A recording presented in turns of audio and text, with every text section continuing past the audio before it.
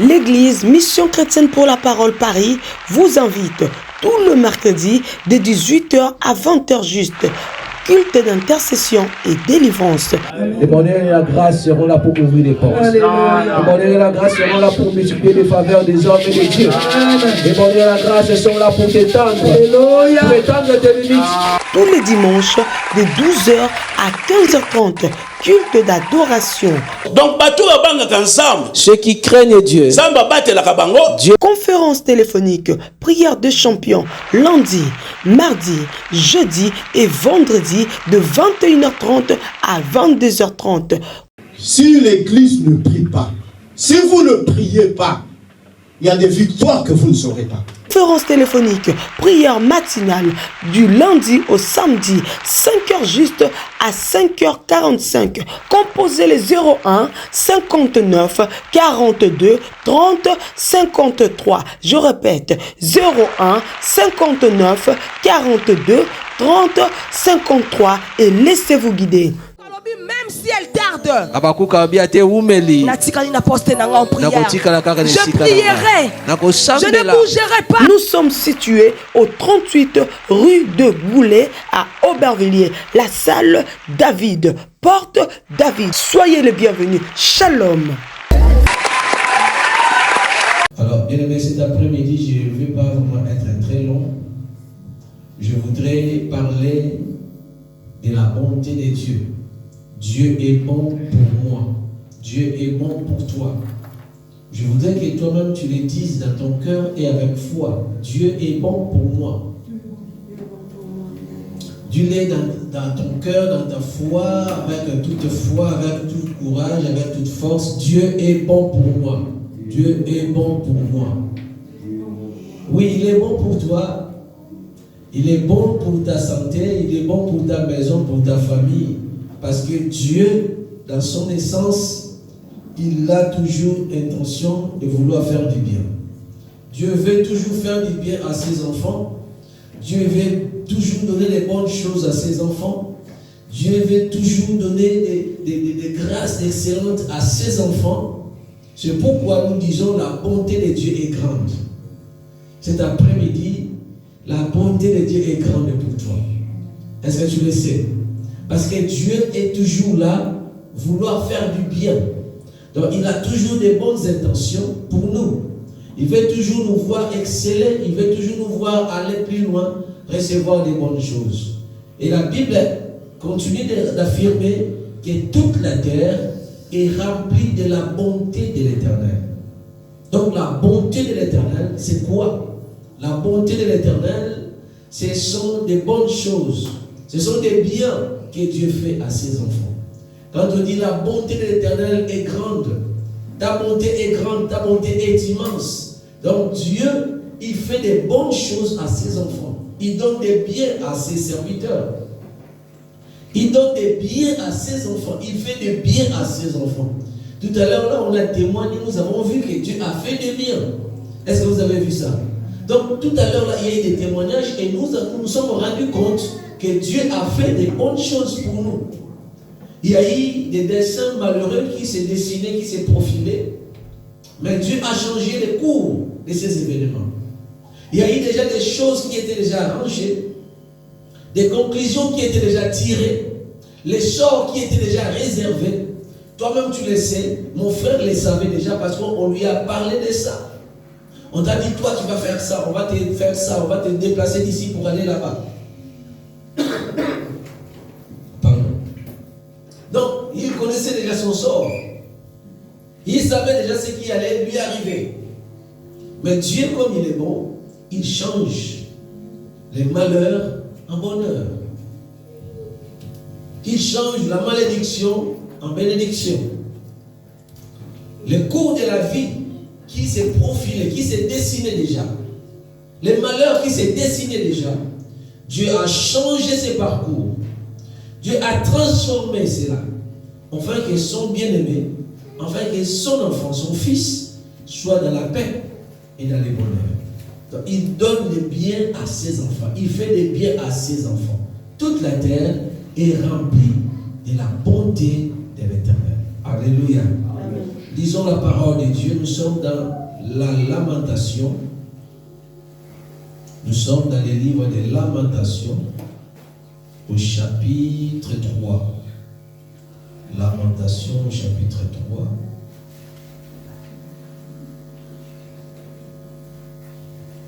Au chapitre 3, lamentation.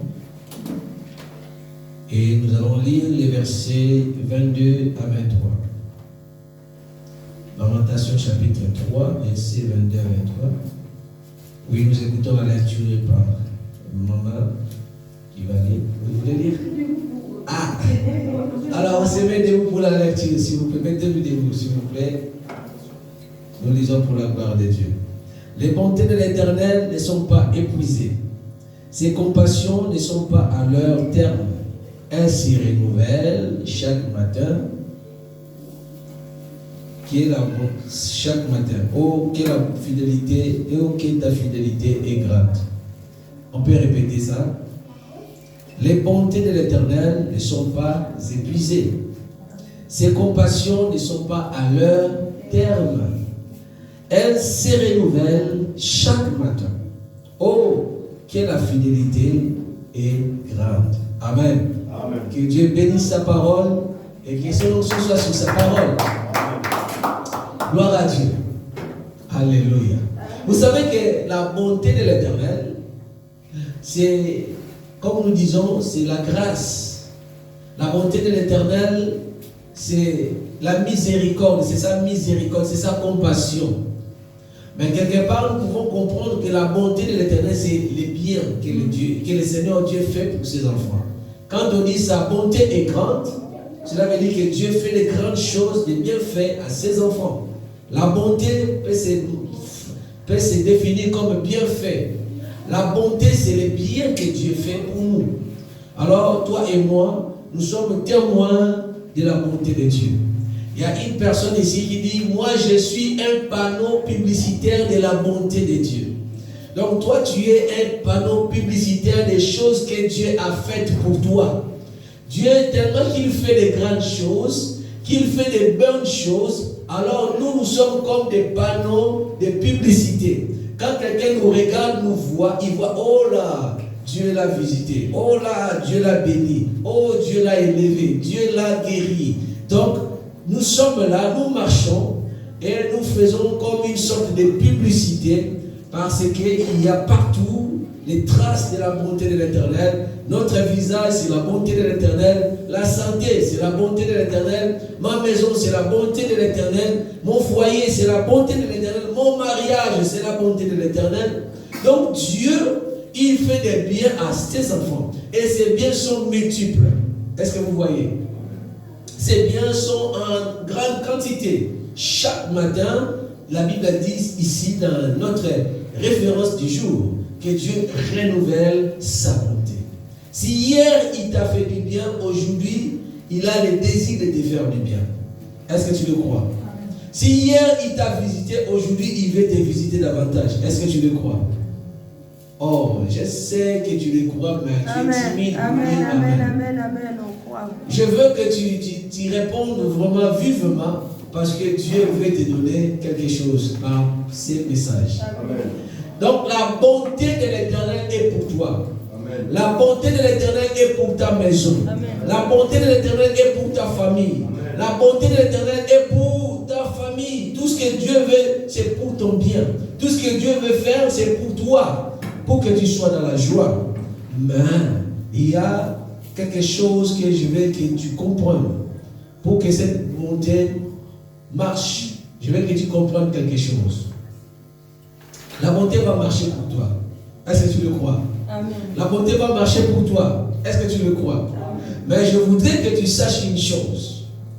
Si tu veux bien que la bonté de Dieu marche pour toi, il y a des choses que tu dois faire a priori. Il y a des choses que tu dois faire a priori. Il y a quelques conditions que tu dois remplir. En tant qu'enfant de Dieu, il ne faut jamais dire, oh, je vois comme si ça ne va pas arriver. Les conditions que je vois là, ce sont des conditions néfastes. Il ne faut jamais prononcer ça. Quand tu espères recevoir de Dieu quelque chose. Quand tu espères recevoir de Dieu un miracle, quand tu espères recevoir de Dieu une intervention, quand tu espères recevoir de Dieu le bonheur, la main tendue, quand tu espères quelque chose venant de la part de Dieu, alors il ne faut jamais dire que non, je vois comme si ça ne va pas arriver. Il faut toujours être une personne animée de la foi. Il faut toujours que la foi soit là.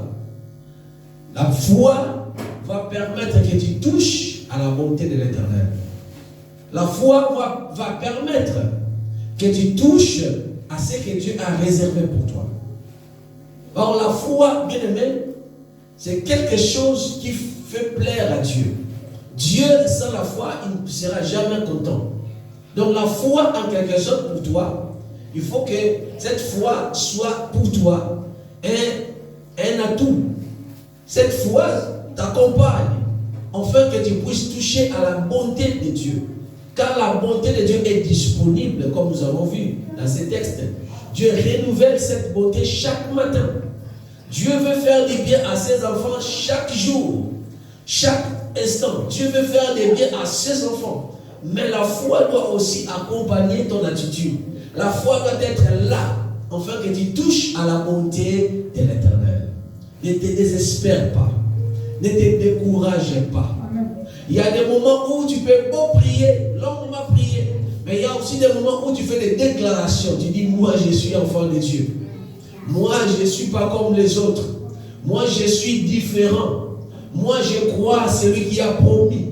Moi je crois à la promesse qui était libérée. Moi je crois à la prophétie qui est... Oh my God. Je crois à la prophétie qui était parlée à mon intention.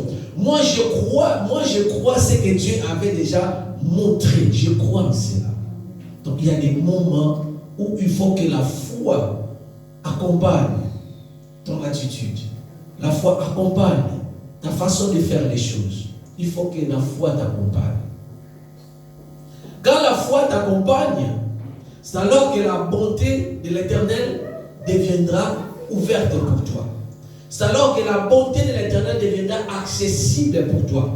Autrement, quand la foi est là, quand la foi est avec toi, c'est alors que les biens que Dieu désire faire pour toi, ces biens s'accomplira.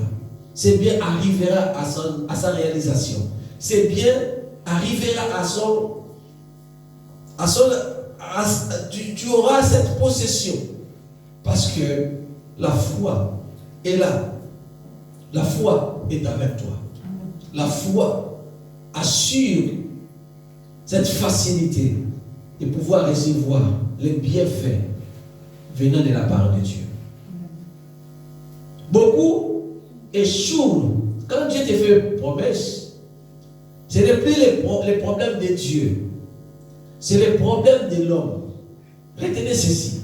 Quand Dieu te fait une promesse, ce n'est plus les problèmes de Dieu, mais les problèmes deviennent les problèmes de l'homme.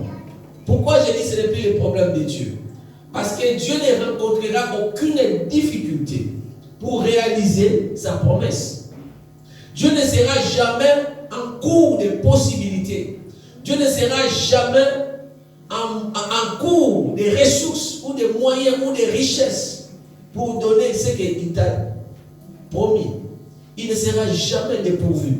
Il ne sera jamais privé des puissances ou des ressources ou des biens pour te donner. Mais le problème, c'est toi. Puisque Dieu a toutes choses, puisque Dieu a toute puissance, de son côté, il n'y aura pas de problème. Puisqu'il a déjà toute puissance, il peut tout, rien ne lui est impossible, rien ne peut résister à sa volonté. S'il veut faire quelque chose, il le fera. S'il veut te donner, il te donnera. S'il veut t'élever, il t'élèvera. S'il te veut, il veut te guérir, il te guérira. Même maladie qu'on dit incurable, Dieu guérira. Amen. Cette maladie. Là où on dit, oh, c'est mort, c'est fini, c'est enterré, il est déjà décomposé, l'odeur est déjà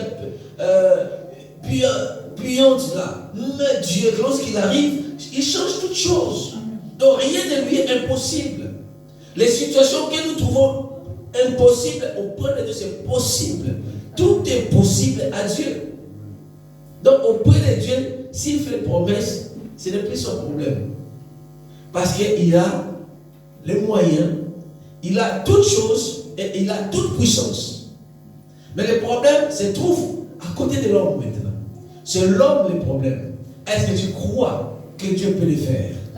Est-ce que tu crois que Dieu peut ressusciter? Est-ce que tu crois que Dieu peut guérir?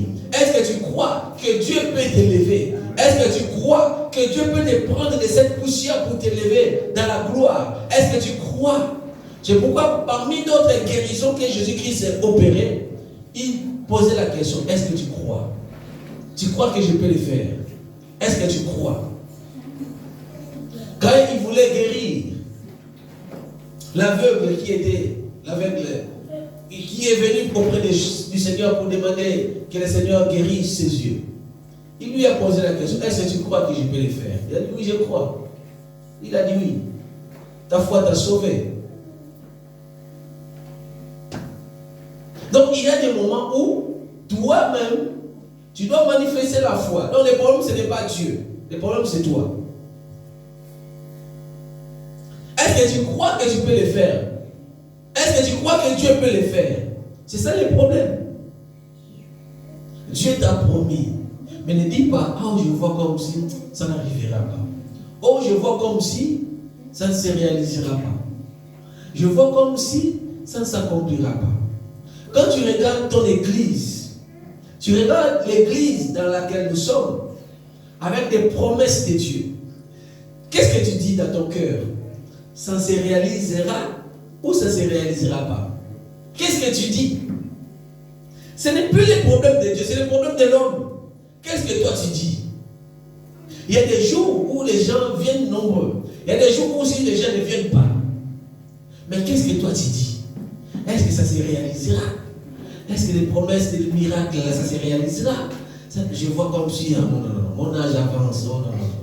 Je vois comme si ça ne passera pas. Ça passera, ça ne dépend pas de Dieu, ça dépend de toi.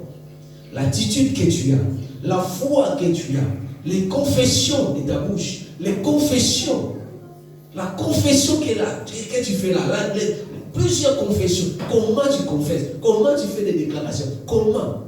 Il y a des moments où tu ne peux pas, mais tu fais des déclarations. Mais des déclarations sont plus puissantes parfois que la prière. Est-ce que vous le savez? Tu pries, oui, c'est bien de prier, mais il y a des moments où on fait des déclarations, et les déclarations sont plus puissantes. Parce que la déclaration peut t'élever, et les déclarations peuvent aussi te tirer vers les bas. Il y a d'autres personnes qui ont fait des déclarations, mais les déclarations qui étaient positives, et ces déclarations les a fait monter à un niveau élevé. Il y a aussi des déclarations, oh non, je vois comme si ça ne marchera pas, ça ne marchera pas. Et boum, tu es aussi par terre, parce que tu as déclaré, ça ne marchera pas. L'énergie est partie, le courage est parti, la force est partie, tout a quitté, et tu as dit, ça ne marchera pas. Je trouve que comme si, non, ça ne marchera pas pour moi, ça va marcher pour toi. Je veux que seulement que tu changes des choses, des langages. Le problème, ce n'est pas Dieu, le problème, c'est toi. Dieu t'a promis des choses, crois. Et confesse cela tous les jours. Dis-moi, je suis grand. Il t'a promis la grandeur, mais confesse ça. Regarde-toi sur le miroir. Dis-moi, je suis grand. Et fais ce qu'il te faut. S'il y a des pratiques qui vont vers cette grandeur que tu dois faire a priori, il faut les faire. Tu n'atteindras pas la grandeur comme ça, mais il faut faire quelque chose. Il faut te motiver, il faut aller vers cette grandeur, il faut aller avec cet élan. Il faut vraiment frayer ce chemin. Il faut forcer cette porte. Et ça dépend de toi. Il y a des choses que Dieu t'a promises. Ces choses-là, attends que toi tu puisses te former. Il faut te former. Il faut demander la formation. Il faut demander la connaissance. Il faut demander la maîtrise. Parce que si Dieu veut te bénir, il va regarder. Est-ce que cette bénédiction ne sera pas gaspillée? Il tient compte de tout cela. Oui, je vous l'ai dit, vérité. En vérité, je vous l'ai dit, comme disait notre Seigneur. Si Dieu veut te bénir, il va tenir compte aussi de ce que tu as comme connaissance. Il veut te propulser à un niveau, mais qu'est-ce que toi tu as fait pour que tu sois propulsé? Parce qu'il y a des bénédictions qui sont des bénédictions automatiques et il y a aussi des bénédictions qui demandent une préparation a priori. Il faut te préparer d'abord pour aller là-bas. Il faut une connaissance pour aller là-bas. Il faut une maîtrise pour aller là-bas. Prépare-toi. Sois un homme de foi. Ne dis pas que non, ça ne marchera. Ça marchera pour toi. Si ça marchait pour les autres, ça peut marcher aussi pour toi. Car Dieu est capable de tout. Rien ne lui est impossible. Je vous dis, je vous motive, je vous pousse à aller de l'avant parce que Dieu a un plan merveilleux pour tout un chacun de nous présents ici. La bonté de l'Éternel pour toi est big, grande. Est-ce que tu le crois? Sa bonté est grande et il renouvelle cette bonté chaque matin. Aujourd'hui, comme tu t'es réveillé là, comme tu t'es réveillé, la bonté de l'Éternel aussi s'est réveillée pour toi. Hier, tu as échoué, aujourd'hui, tu n'échoueras pas. Amen. Ne pense pas que si tu as échoué hier, aujourd'hui, ça sera cycle d'échec. Non. Pour toi, je neutralise et je brise ce cycle d'échec au nom de Jésus-Christ. Tu n'échoueras plus. Donc, si hier, il y a eu l'échec, aujourd'hui, ce n'est plus le jour d'échec. Parce que la bonté de l'Éternel est renouvelée. Dieu a renouvelé sa bonté pour toi. Et crois à cela. Confesse cela. Et tu vas vivre cette bonté de manière palpable. Tu vas voir ça se réaliser, se concrétiser. Dieu a déjà parlé. Ce n'est plus le problème de Dieu, c'est le problème de l'homme maintenant. Moi, je te dis, donc, il ne faut pas dire c'est l'église. Non, ce n'est plus le problème de l'église, c'est le problème de toi. C'est ton problème à toi. Trop souvent, les gens jettent la responsabilité à l'église. Ce n'est pas l'église, c'est toi. Qu'est-ce que tu fais des messages qu'on te donne? Qu'est-ce que tu fais des enseignements qu'on te donne? Qu'est-ce que tu fais des prophéties qu'on te donne? Qu'est-ce que tu fais de la délivrance que tu reçois? Car la délivrance se protège, mais tu l'as protégée ou pas? Donc le problème, ce n'est plus l'église, c'est toi. Et pas mal de personnes cherchent à chercher des problèmes, des solutions à droite, à gauche, alors que tu as eu déjà ta solution, mais tu ne l'as pas protégée. Le problème, c'est l'homme. Très souvent, le problème, c'est l'homme. Le problème, vraiment, c'est l'homme. Ce n'est pas pour t'incriminer, mais je vais te mettre devant ta responsabilité. Ne dis pas, c'est le pasteur. Si ma vie ne marche pas, c'est bien lui. Non. Les messages qu'on te donne, tu as fait de ces messages quoi? Les enseignements qu'on te prêche, tu as fait de ces enseignements quoi? Les miracles que tu as déjà reçus avant, qu'est-ce que tu as fait de ces miracles? La délivrance que tu as réussi, qu'est-ce que tu as fait de cette délivrance? C'est comme ça que tu dois te regarder. Le premier responsable de ta vie, c'est toi. Donc je te mets devant ta responsabilité. Mais ce n'est pas le problème de Dieu, c'est ton problème. Pour que tu vas là où il faut aller. Pour aller là où il faut aller, ce n'est pas Dieu. Dieu t'a déjà dit, tu vas aller et tu vas y arriver. Vous savez, je crois que vous avez déjà lu ça. Le texte, c'est la traversée des disciples de Jésus-Christ. Jésus a dit, allons de l'autre côté de la rive. Il a dit aux disciples, allons de l'autre côté de la rive. Vous savez, quand Jésus ou Dieu, ou la parole de Dieu est libérée, pour toi, c'est déjà un accomplissement. Parce qu'au temps opportun, Dieu va réaliser ça. Tôt ou tard, ça va se réaliser. La prophétie, même si elle tarde, qu'est-ce que la Bible dit? Attends-la. Elle s'accomplira certainement. À coup sûr, ça va arriver. Parce que c'est Dieu qui a dit. Donc la parole qui sort du trône de Dieu, c'est comme la pluie. Elle ne peut jamais être suspendue à un certain niveau. Non, ça tombera toujours sur la terre. Et ça va mouiller la terre. Ça va faire pousser les plantes. Et ça va donner la nourriture à ceux qui ont planté, à ceux qui ont faim. Et après, la pluie va retourner par évaporation. C'est un cycle, c'est comme ça. Donc quand la parole de Dieu est libérée, les miracles aussi suivent en même temps. Quand Quand la parole de Dieu est libérée, la puissance de Dieu aussi est libérée pour l'accomplissement de cette parole. Quand la prophétie est donnée, la puissance de Dieu aussi est libérée pour l'accomplissement de cette même prophétie. Donc c'est toi maintenant. Alors quand Jésus-Christ a dit aux disciples, allons à l'autre côté, Jésus-Christ, il était en train de se reposer. Il dormait dans la barque. Et les disciples étaient en train de ramer leur pirogue. À un certain moment, au milieu du lac, il y a eu du vent. Il y a eu un vent vraiment violent et des vagues. Au point où l'eau entrait dans la barque. Les disciples ont pris peur. Ils ont eu peur. Ils ont dit non, c'est violent. On va noyer. On va périr. On va laisser notre vie ici. Ils étaient déjà désespérés. À ce moment-là, ils ont oublié déjà que Jésus-Christ leur a dit, traversons, allons à l'autre côté. Mais quand tu traverses ton pas, Dieu a déjà dit, mais il ne t'a pas dit les difficultés que tu pourras rencontrer dans ta traversée. Il t'a déjà parlé ici, il t'a parlé. Il t'a donné des bonnes paroles, des prophéties, des déclarations. Mais il ne t'a pas dit quelles sont les difficultés que tu vas rencontrer pendant que tu es en train de traverser. S'il te dit des difficultés, peut-être tu vas fouiller. Tu vas dire non. Mais il te dit, c'est quoi mon fils, courage. Sois courageux. J'ai dit à quelqu'un ici, sois courageux. Oh, je te dis, courage mon frère, courage ma soeur. Dis à celui qui est à côté, dis-lui, courage. Il a dit, tu auras quelque chose, mais il a fallu que tu tombes là-bas. Quand tu te réveilles après 30 minutes, on te dit, arrête tes conneries. Si tu t'as dit ça, tu n'allais pas comprendre que ça va arriver comme ça. Mais ce sont les difficultés de la traversée. Ça, ce sont les difficultés de la traversée. Tout et chacun de nous a cette difficulté de traverser. Tu vas là-bas, tu dis à tomber, boum, tu dis, mon pied. Comme des témoignages, je suis en train de raconter seulement les extraits des témoignages que vous avez fait ici.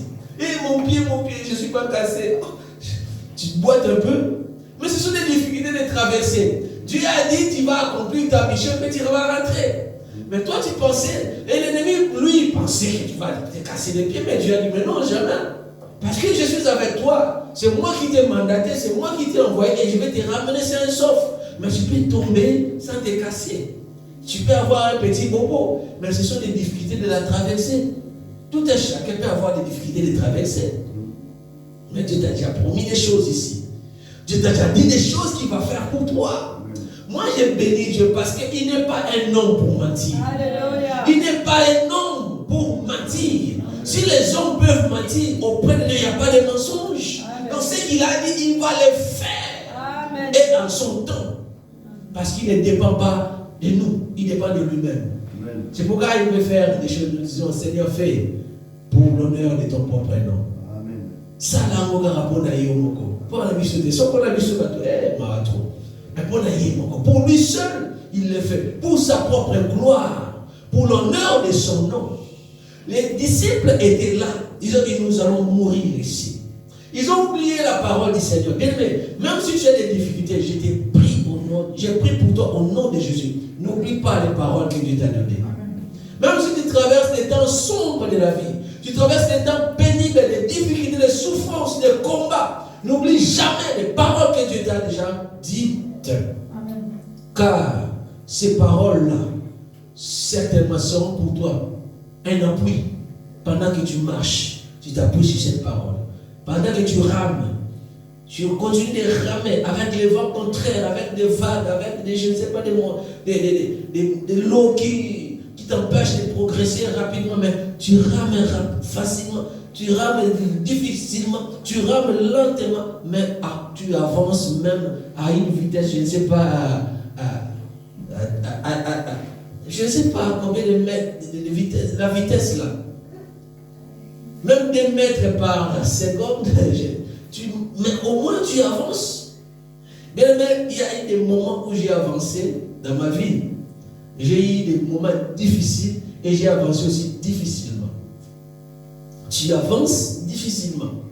Tu avances, tu vois des gens spirituellement, c'est pas physiquement. Spirituellement, tu vois qu'il y a des esprits qui jettent contre toi des choses, mais toi tu dis Seigneur, je m'accroche à toi et tu avances difficilement, mais tu avances toujours. Et il y a eu un moment où j'ai vu ça, je passais dans des difficultés et il y avait une chanson que j'ai chantée. Je t'oublierai jamais dans ma vie. Moi, je t'oublierai jamais dans ma vie.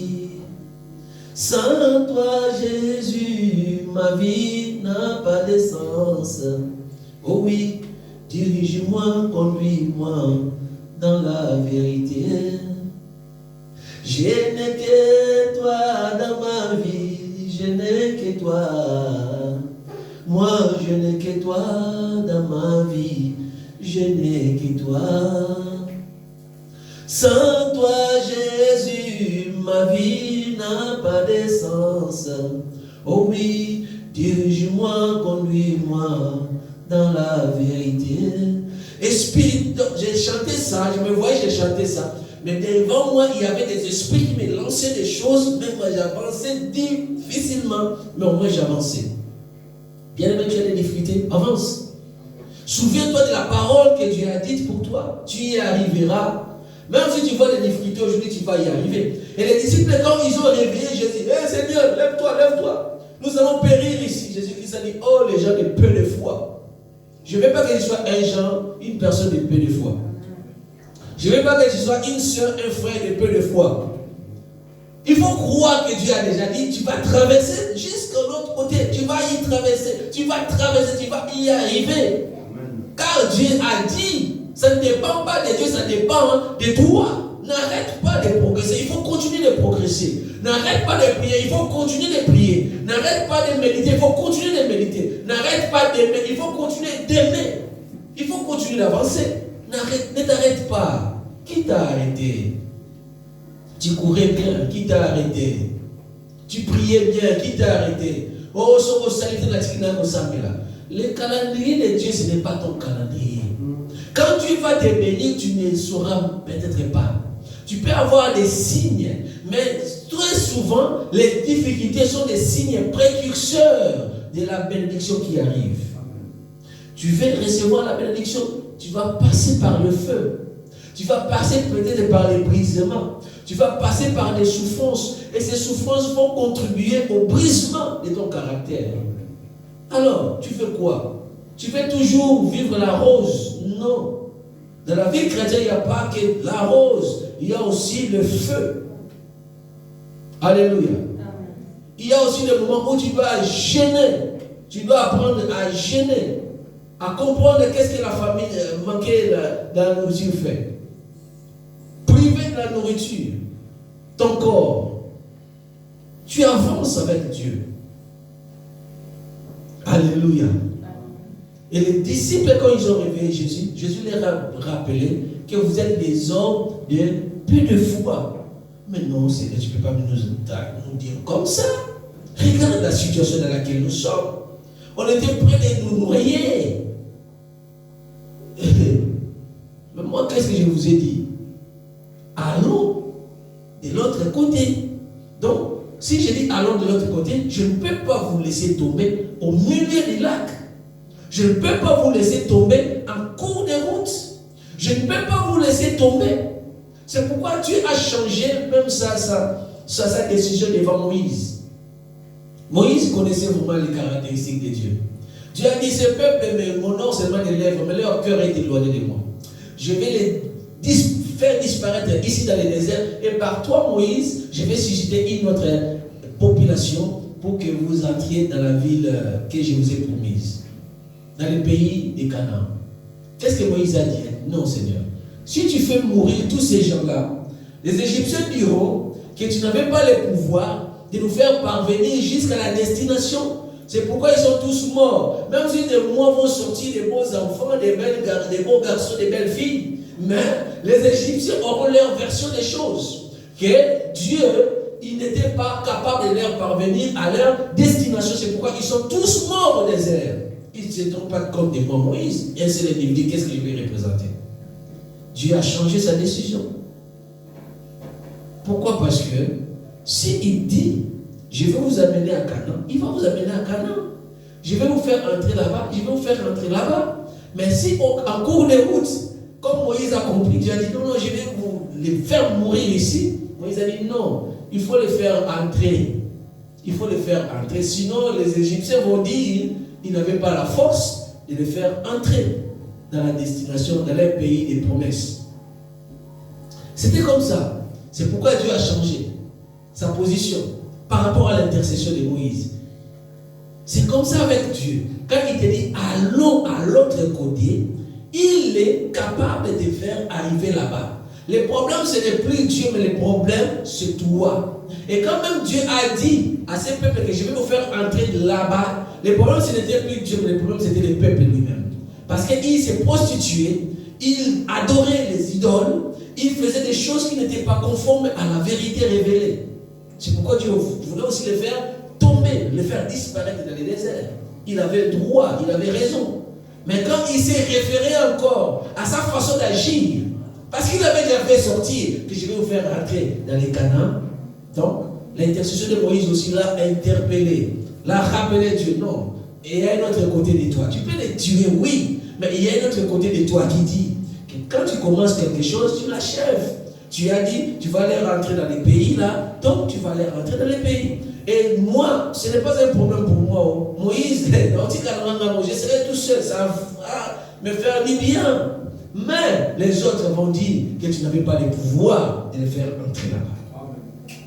Crois à la puissance de Dieu, qu'il est capable de te donner ce qu'il t'a promis. Crois à la sagesse de Dieu. Crois à la bonté de Dieu. Crois à la compassion de Dieu. C'est ça ta foi. La promesse qu'il t'a dite. Cette promesse-là, tiens ça. Cette parole-là, confesse ça à tout le monde. Moi, je ne mourrai pas, je vivrai. Je verrai la gloire de l'Éternel. Moi, je ne mourrai pas, je vivrai. Comme Siméon, je verrai ce que tu vas faire. Donc tu ne peux pas rater. Moi, je prie que tu ne rates jamais ta bénédiction. Je prie que tu ne rates jamais ta visitation. Au nom de Jésus-Christ. Je prie que tu ne rates jamais ta guérison. Au nom de Jésus-Christ. Je prie que tu ne rates jamais ta promotion. Au nom de Jésus-Christ. Je prie que tu ne rates jamais ton élévation. Au nom de Jésus-Christ. Je prie que tu ne rates jamais ton ministère. Au nom de Jésus-Christ. Je prie que tu ne rates jamais ta bénédiction, ta multiplication. Au nom de Jésus-Christ. Je prie que tu ne rates jamais ta bénédiction financière. Au nom de Jésus-Christ. Je prie que tu ne rates jamais ton miracle. Au nom de Jésus-Christ. Que Dieu te le donne. Mais c'est toi. Corrige-toi. La foi, elle est importante et indispensable pour t'accompagner afin de pouvoir toucher à la réalité de la bonté de Dieu, des bienfaits de Dieu, des promesses de Dieu. Au nom de Jésus-Christ, acclamons pour Jésus. L'Église Mission Chrétienne pour la Parole Paris vous invite tout le mercredi de 18h à 20h juste. Culte d'intercession et délivrance. Le bonheur et la grâce seront là pour ouvrir les portes. Le bonheur et la grâce seront là pour multiplier les faveurs des hommes et des dieux. Le bonheur et la grâce sont là pour t'étendre. Pour étendre tes limites. Tous les dimanches de 12h à 15h30. Culte d'adoration. Donc, ensemble. Ceux qui craignent Dieu. Dieu. Conférence téléphonique, prière de champion, lundi, mardi, jeudi et vendredi de 21h30 à 22h30. Si l'église ne prie pas, si vous ne priez pas, il y a des victoires que vous ne saurez pas. Conférence téléphonique, prière matinale du lundi au samedi, 5h juste à 5h45. Composez les 01 59 42 30 53. Je répète, 01 59 42 30 53 et laissez-vous guider. Même si elle tarde, je prierai, je ne bougerai pas. Nous sommes situés au 38 rue de Goulet à Aubervilliers, la salle David, porte David. Soyez les bienvenus. Shalom.